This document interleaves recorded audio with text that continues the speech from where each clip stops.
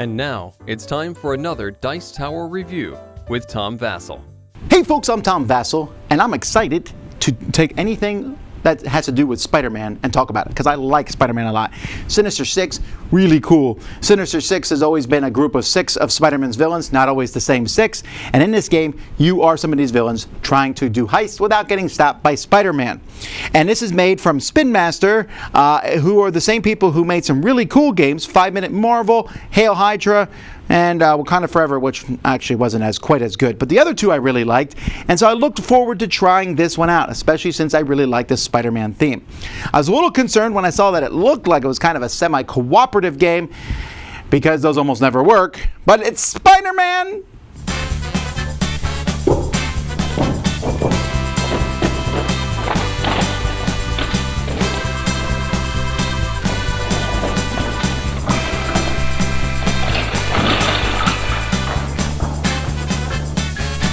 So the Sinister Six has been made up of various Spider-Man villains. So there's 10 different ones you can pick from. When you pick them, you'll get all the tokens for that person. You also get the cards. You're going to get 4 cards for your hand. So here we have Oscorp Tech, Goblin Collider, Heat-Seeking Missiles, Heat-Seeking Smart Missiles, and Pumpkin Bombs. And then you'll get 2 special cards. You pick one. One is a one-time ability card. I can put it in my hand, so I'll have 5 cards.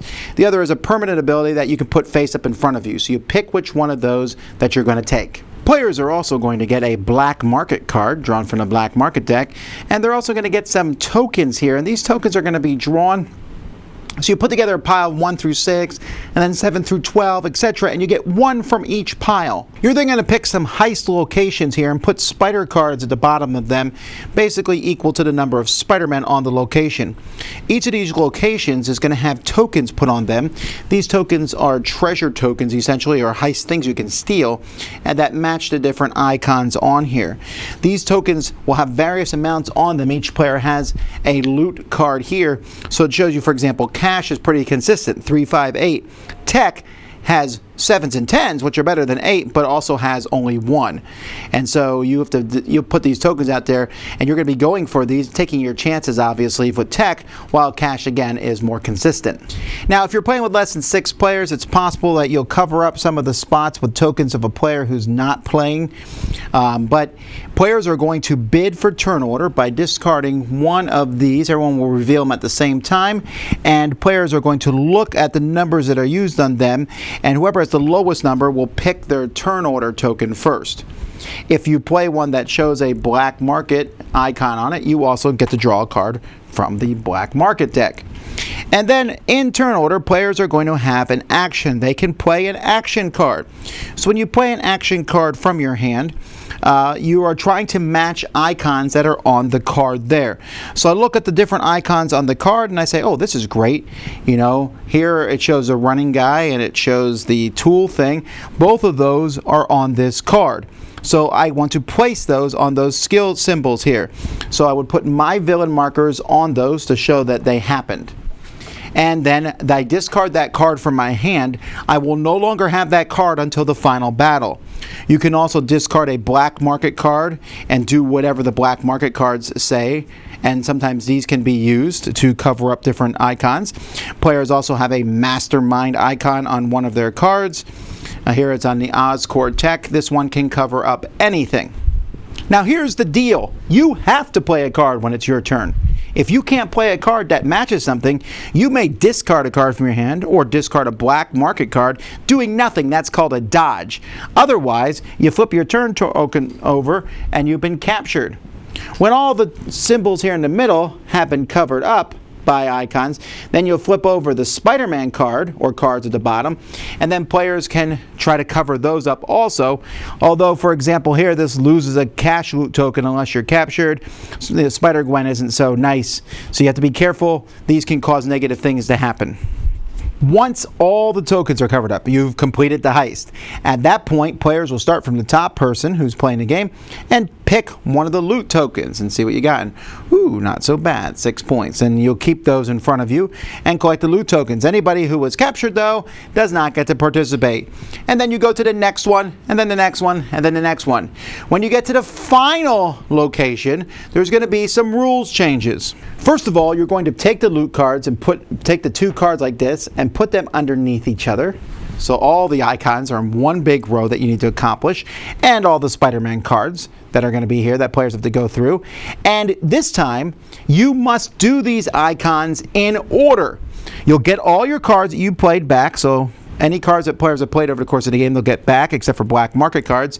You still have your black market cards that you can use, but if you can't play the next symbol when it's your turn, then you have to discard a card or you're out, you're knocked out. If everyone's knocked out, then, well, no one wins. Otherwise, whoever's alive, if you're eliminated from the final battle, you don't get any points for the whole game. Everyone else will count up all their loot tokens, and whoever has the most is the winner of the game. So I both really like the components for this game and dislike some of them. I mean, I love these tokens. These are fantastic. Some of the coolest tokens I've ever seen. The art on the cards and the quality of the cards is also really well done. It has some nice, it's just very nice and things. The heist cards are less interesting, right? And then unfortunately, the tokens are really kind of a pain. They're really not good quality tokens. And I have to say, these hexagon tokens, splitting them into groups and dividing them at the beginning of the game and passing them out is such a fiddly, annoying part of the game. Black market cards are great, and then there's a nice little insert that keeps everything for you. So overall, I'll say good components. I just don't like those tokens. This game is a miss on so many levels. It's really disappointing. The theme isn't really there at all. Okay, I get it. There's themes not always there in these kind of games, but it's you play a card and cover up some tokens. All right, that's fine. I'm doing a heist. I can talk the theme into the game somehow. The villains don't really feel different. They have that one special ability card. Other than that, they have different combinations of tokens on their cards. So the theme is there. And then the cards. It's Spider-Man. It's Miles Morales. It's Gwen Stacy or Spider-Gwen. Miles Morales, is he not Spider-Man? I don't know why they don't say it's Peter Parker. Anyway. I like how the game looks, right? But I got a few major problems with the game. First of all, the gameplay itself is just not interesting. There's that whole fiddly pick the turn order, and everyone's picking a turn order, and you're trying to work together to complete the heist, but at the same time, you don't necessarily want other people to do the heist better than you because they're going to pick the tokens before you. And then there's the black market cards, have it take that aspect to them. They're black market cards where I can mess other players up, which is fine, right? Except that we're working together, and if no one accomplishes the heist, then no one gets anything. That's fine. I can see that working. Heist. And you play the cards, and you decide the best time to do it, and you take the tokens. It's that final heist that absolutely breaks the game and made me go from, I don't know, to disliking the game. Like really disliking the game. First of all, the fact that final heist has to be done in order. In order, you have no idea of what it's going to be. So then you're sitting there with your final token.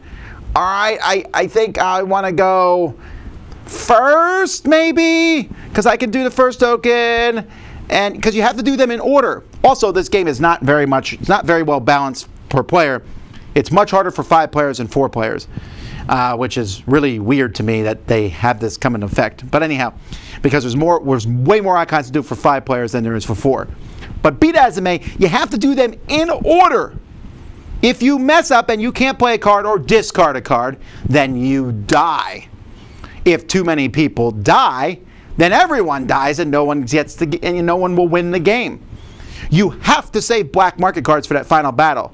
The rules don't say that. It should be in big bold point red. If you don't save black market cards for the final battle, you will lose. I don't know why that wasn't said there, but it should have been in bold red and underlined. You gotta. Because, if you don't survive that final one. But here's the deal. The very first time we played this, we got to that final battle, we played straight co-op.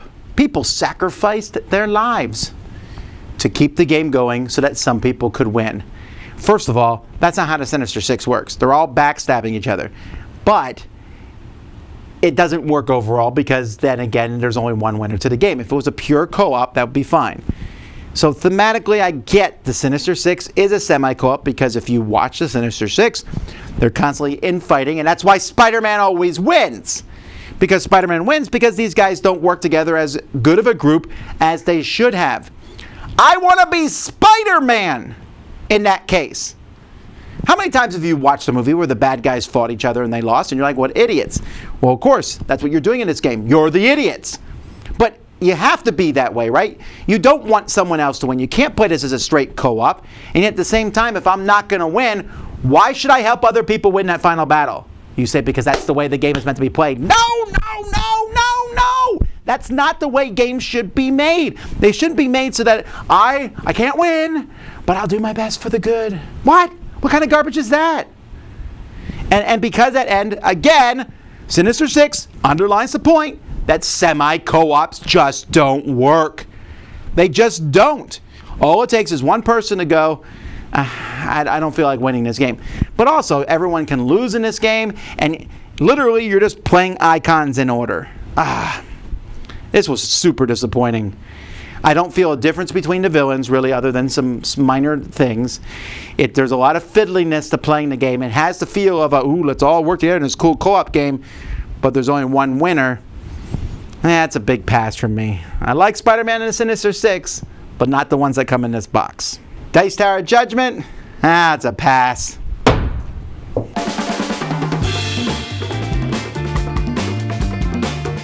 Thanks so much for watching another Dice Tower video. If you enjoy our videos, subscribe to the channel for more fun, comprehensive board game coverage. Also, consider joining us at one of our events. Come to Dice Tower Retreat, a small, intimate gathering where gaming is king. Join us for Dice Tower Cruise, the largest board game cruise. Attend Dice Tower West in Las Vegas for gaming fun on the West Coast, or Dice Tower East in Orlando in sunny Florida. Dice Tower Conventions, the friendliest gaming conventions on Earth. I'm Eric Summerer, and you've been watching The Dice Tower.